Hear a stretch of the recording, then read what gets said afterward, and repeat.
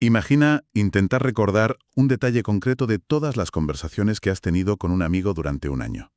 Tu cerebro no escanea cada palabra, ¿verdad? Salta directamente a un tema como aquella charla sobre carreras o cuando planeamos ese viaje. Pues resulta que este simple atajo mental es exactamente lo que los sistemas de inteligencia artificial han estado necesitando. Bienvenidos a este análisis en profundidad. Hoy exploramos un desafío que es francamente fascinante. ¿Cómo hacemos que los agentes de IA, como los asistentes virtuales, tengan una memoria útil? Y no un simple almacén caótico de datos. Exacto. Para ello, nos basamos en un artículo de investigación que presenta un sistema llamado Logs Memory. Y nuestra misión hoy es desentrañar por qué el método actual, que todos conocemos como RAG, se queda corto. Y cómo un enfoque inspirado en la forma en que nosotros mismos estructuramos nuestros recuerdos podría ser la solución. Muy bien, pues empecemos por lo básico, por el principio. El concepto que está en boca de todos ahora mismo es RAG, generación aumentada por recuperación. Ajá. La idea, en esencia, es darle a la IA acceso a una biblioteca externa para que consulte datos antes de responder. Vamos, es como hacer un examen con el libro abierto, ¿no? Suena infalible. Es una analogía excelente y muy popular, sí. Pero el artículo argumenta que para la memoria de un agente conversacional es el tipo de libro abierto equivocado. ¿El libro equivocado? Exacto. RAG se diseñó para consultar bibliotecas de conocimiento enormes y muy diversas, como buscar en toda la Wikipedia, donde cada documento es más o menos único. Vale. La memoria de un agente, sin embargo, es más como un diario personal. Un diario. Claro. Como usar, no sé, un martillo neumático para colgar un cuadro. Una herramienta muy potente, pero no para este trabajo en concreto. Has dado en el clavo. Y de hecho, el artículo tiene un diagrama que ilustra este caos a la perfección. Sí, es muy visual. Muestra el enfoque tradicional de RAG como una nube desordenada de fragmentos de conversación. Cuando la IA busca algo, lo hace por similitud semántica. Pero como muchas conversaciones se parecen, Claro. pues el sistema le devuelve un montón de fragmentos casi idénticos. El resultado es lo que el artículo llama recuperación colapsada. Recuperación colapsada. Me gusta el término. ¿Qué significa eso exactamente en la práctica? Pues significa que la búsqueda se derrumba, se enfoca en una única región muy densa de la memoria, ignorando por completo otras partes que podrían ser igual o más relevantes. Un ejemplo. A ver, es como si buscaras en tu correo actualización del proyecto. A mí me pasa constantemente. A todos nos pasa. El buscador me muestra los 10 correos más recientes que solo dicen actualización del proyecto. Y te rindes. Y me rindo antes de encontrar el correo de hace 2 semanas que de verdad contenía el informe que necesitaba. Se ahoga la información útil en un mar de ruido que es relevante, sí, pero inútil. De acuerdo. Es un problema real, pero la solución parece obvia, ¿no? Si tienes demasiada información redundante, pues simplemente la podas, la recortas. ¿Por qué no se puede limitar el contexto? Y ya está. Porque eso es jugar a la ruleta rusa con el significado. Vaya. Las conversaciones tienen dependencias temporales. Las ideas se construyen unas sobre otras. El artículo señala que podar sin cuidado es como borrar el principio de un chiste. Te quedas sin el remate. O sin el contexto que le da sentido a todo. Imagina una conversación que empieza con «Recordemos lo que hablamos ayer sobre la reunión». Si un sistema de poda decide que esa frase no es relevante para la pregunta actual sobre un detalle de la reunión, Podría borrarlo. podría borrar el marco de referencia completo de la discusión, y eso llevaría a una respuesta totalmente incorrecta. Vale, el problema queda clarísimo. La memoria es un caos de fragmentos redundantes y las soluciones simples como podar son peligrosas. Supongo que el artículo no se queda solo en la queja. ¿Cuál es la alternativa que proponen? La alternativa es pasar del caos al orden. En lugar de una nube de recuerdos, el sistema que proponen, X-Memory, construye una jerarquía. Una jerarquía. Sí. Ya no es un almacén, es una biblioteca estructurada. Y tiene 4 niveles muy bien definidos, que el artículo ilustra con un ejemplo sobre 2 personajes, Caroline y Melanie. A ver, desglosemos esa estructura. ¿Cuáles son esos 4 niveles? Pues mira, en la base, el nivel más bajo, están los mensajes originales. El texto crudo tal cual se dijo. El dato en bruto. Exacto. Por ejemplo, sí, pinté el año pasado, serías una gran consejera. Justo encima tenemos los episodios. Episodios. Un episodio es un resumen coherente de un bloque de conversación. Captura la esencia de un momento, como por ejemplo, Melanie anima a Caroline a considerar ser consejera. Hasta aquí es bastante intuitivo. De acuerdo. Mensajes crudos y resúmenes de escenas. Pero has dicho que hay 2 niveles más. Ahí es donde debe estar la clave de todo. Ahí es donde ocurre la magia, exactamente. El tercer nivel son los nodos semánticos. Nodos semánticos. Estos son hechos puros, destilados y, muy importante, atemporales, a diferencia de los episodios que están anclados a un momento concreto. En aquella conversación, Melanie dijo: Justo. Los nodos semánticos son verdades extraídas. Por ejemplo, Caroline asistió a un taller de consejería o Melanie es aficionada a la pintura. Son datos, no anécdotas. ¿Y el cuarto nivel? La cima de la pirámide. Son los temas. Son las carpetas de alto nivel que agrupan esos nodos semánticos. Siguiendo el ejemplo, podríamos tener un tema llamado La carrera de Caroline y otro Aficiones de Melanie. Y el nodo sobre el taller de consejería iría a la carpeta de la carrera. Y el de la pintura a la de las aficiones. O sea que, si lo entiendo bien, el sistema separa la anécdota del dato. Es como separar la foto de las vacaciones en la playa del hecho de que me gusta la playa. Exacto. No necesito ver la foto cada vez que quiero recordar que te gusta la playa. Simplemente lo anoto en una ficha mental sobre ti. Has dado en el clavo. Esa es exactamente la idea. El artículo lo llama desacoplamiento. Desacopla el evento de la información. Esto es crucial para no tener que revisar la misma conversación una y otra vez cuando solo necesitas un hecho concreto. Suena muy bien en teoría, pero ¿quién hace de bibliotecario? Me preocupa que esta estructura tan organizada se pueda convertir en un lío aún mayor si la organización no es buena. ¿Cómo decide el sistema crear y organizar estos temas para que sean útiles? Esa es la pregunta del millón. Y el sistema tiene una respuesta bastante elegante. Utiliza lo que llama un objetivo de guía, que busca un equilibrio dinámico. Equilibrio dinámico. Sí. Si un tema se vuelve demasiado grande y abarrotado con muchos nodos, el sistema lo detecta y lo divide en 2 temas más específicos. Para evitar la recuperación colapsada de la que hablábamos. Justo. Por otro lado, si hay demasiados temas pequeños y dispersos, casi idénticos, el sistema los fusiona para crear conexiones. Es decir, se autoorganiza. Exacto. Evita lo que el artículo llama islas semánticas, que son pequeños grupos de información inconexos. Claro. Si el hecho de que Caroline quiere ser consejera y el hecho de que Caroline asistió a un taller están en temas separados sin relación, la IA no podría conectar los puntos. No vería la conexión. Este sistema de fusión y división busca constantemente las categorías más lógicas. Es como cuando organizas una estantería y decides si biografías de científicos debe ser una categoría propia o parte de ciencia. Y me imagino que no es una organización estática. Para nada. A medida que llega nueva información, puede reestructurar todo el árbol para que tenga más sentido. Es una memoria viva. Vale, la organización en temas y hechos tiene sentido.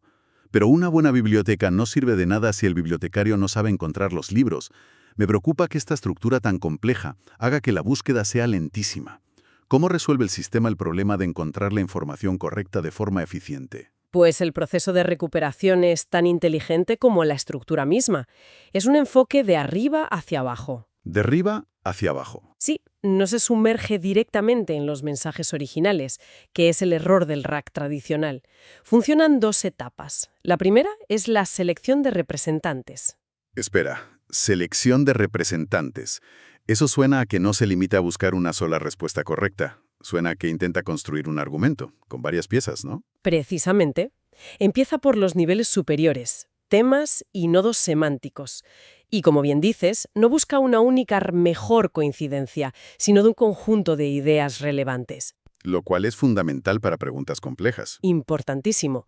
Por ejemplo, si la pregunta es, ¿se dedicaría Caroline a la pintura como carrera? Un sistema simple podría ver la palabra pintura y recuperar solo información sobre esa afición. Y dar una respuesta equivocada. Claro, se quedaría atascado en el tema de la pintura. Exacto. En cambio, XMemory selecciona representantes de 2 temas. La afición de Melanie por la pintura, donde podría haber un nodo sobre que Caroline también pintó, y la carrera de Caroline. Que contiene el nodo clave de que quiere ser consejera. Justo. Al combinar ambas piezas, puede inferir la respuesta correcta, que aunque le guste pintar, su objetivo profesional es otro. Construye un contexto multifacético. Entendido. La primera etapa crea una especie de esqueleto de la respuesta, reuniendo las piezas clave de diferentes carpetas de la memoria. Y después, ¿cuál es la segunda etapa? La segunda etapa es lo que llaman inclusión adaptativa por incertidumbre, que en el fondo es un principio muy simple. No me des detalles que no necesito. Me gusta esa traducción. Una vez que tienes esqueleto de alto nivel, el sistema evalúa si esa información es suficiente para que el lector, que es el modelo de lenguaje que va a generar la respuesta, tenga certeza. ¿Y si no la tiene? Si los hechos y temas ya son claros, se detiene ahí. Pero si detecta incertidumbre, si cree que falta detalle o contexto, solo entonces profundiza en los niveles inferiores y recupera los episodios o los mensajes originales asociados a esos nodos. Es como pedirle un archivo a un colega. No empieza a leerte el documento entero palabra por palabra. Claro. Te da el título y un resumen. Y solo si le dices, espera, necesito el dato exacto de la tabla de la página 5, abre el documento para buscar ese detalle. Es exactamente eso. Esto debe suponer un ahorro enorme de procesamiento y en el mundo de los modelos de lenguaje, de tokens, que es básicamente el coste computacional. Un ahorro masivo. Controla la redundancia, admitiendo detalles solo cuando son estrictamente necesarios para reducir la incertidumbre del lector. Y se detiene en cuanto añadir más información ya no aporta valor. Con lo cual el contexto final es... El contexto final que se le da al modelo es lo más corto y denso en información posible, ni más ni menos. Todo esto suena muy inteligente, muy bien diseñado, pero la prueba de fuego está en los resultados. El papel puede con todo. ¿Realmente funciona mejor que otros métodos? Lo probaron en 2 bancos de pruebas bastante exigentes, Locomo y Peraltecua, que evalúan la memoria conversacional a muy largo plazo. Y los resultados son claros. En todas las pruebas, con diferentes modelos de lenguaje, XMemory obtuvo respuestas de mayor calidad y fue mucho más eficiente. O sea que no solo era mejor, sino también más barato de usar. Mucho más, utilizando menos tokens por consulta que los métodos de la competencia. ¿Y qué es lo que marca la diferencia? ¿Es una sola de estas ideas o el conjunto? Esa es la mejor parte. Para mí, lo más convincente es el estudio de ablación. El estudio de ablación. Es un análisis en el que básicamente desmontan el sistema, pieza por pieza, para ver qué aporta cada una. Y esto es algo que, fíjate, estamos viendo cada vez más en la investigación de IA. ¿A qué te refieres? A que los sistemas son tan complejos ahora, con tantas partes móviles, que ya no basta con decir funciona. Tienes que demostrar por qué funciona. ¿Qué pieza es la que realmente marca la diferencia? Es una señal de madurez en el campo. Muy interesante. ¿Y qué descubrieron al desmontarlo? Que cada pieza es esencial. El simple hecho de usar la estructura jerárquica, incluso con una búsqueda simple, ya era una gran mejora sobre el RAG ingenuo. Vale. Pero al añadir la selección de representantes, el rendimiento mejoraba aún más. Y al añadir el control por incertidumbre, se volvía mucho más eficiente. Conclusión. El todo es más que la suma de sus partes. Totalmente. El sistema completo fue el que obtuvo el mejor equilibrio entre calidad y coste. No es una sola idea brillante, sino la combinación de varios mecanismos inteligentes que trabajan juntos. Hay otro gráfico en el estudio que me llamó la atención, el de la densidad de la evidencia. Habla de uno-hit y multi-hit. ¿Qué significa eso en la práctica para la calidad de la respuesta? Es una forma muy visual de explicar por qué es mejor. Uno-hit significa que un fragmento de texto recuperado contiene solo una pieza de la información necesaria para responder. Vale. Los métodos tradicionales recuperan muchos de estos fragmentos. Es como traer un montón de paja con algo de trigo. Entiendo. En cambio, multi-hit significa que un solo bloque recuperado contiene varias piezas clave de la respuesta. XMemory recupera menos bloques, pero son casi todos multi-hit. Va directo al grano. Va directo al grano. ¿Y por qué ocurre eso? Porque al recuperar un nodo semántico y su episodio asociado, está recuperando un bloque de información que ya ha sido, digamos, curado y resumido por el propio sistema. Es intrínsecamente más denso en significado. Ah, claro. Y esto también demuestra por qué el podado o la compresión de contexto es tan problemática. El gráfico muestra que cuando comprimes la información de RAG para reducir el ruido, la proporción de bloques multi-hit se desploma. O sea que en el intento de quitar la paja... Acabas tirando también el trigo. Muy bien, creo que tenemos una imagen completa. Si tuviéramos que recapitular, el primer punto clave sería que el método RAG estándar, aunque muy útil en otros contextos... No está hecho para la memoria conversacional. Exacto. Su naturaleza de búsqueda simple en un mar de datos repetitivos lleva a la redundancia y a errores. El segundo punto, la solución, es la estructura. La idea de ex-memory, de crear una jerarquía que separa las anécdotas episódicas de los hechos semánticos, bueno, es el gran avance. Y sobre todo que es una estructura viva. Eso es. El hecho de que esta estructura se autoorganiza constantemente para mantenerse óptima. Y el tercer punto es la eficiencia del método de recuperación. No lo vuelca todo de golpe, sino que es adaptativo. Empieza con una vista de pájaro. Y solo hace zoom en los detalles cuando es estrictamente necesario, consiguiendo ser a la vez más preciso y más barato. Has mencionado antes que la memoria es viva, que se reestructura, y el artículo menciona de pasada algo llamado reestructuración retroactiva. ¿Qué es eso? Es la capacidad del sistema para reorganizar toda su memoria a medida que llega nueva información.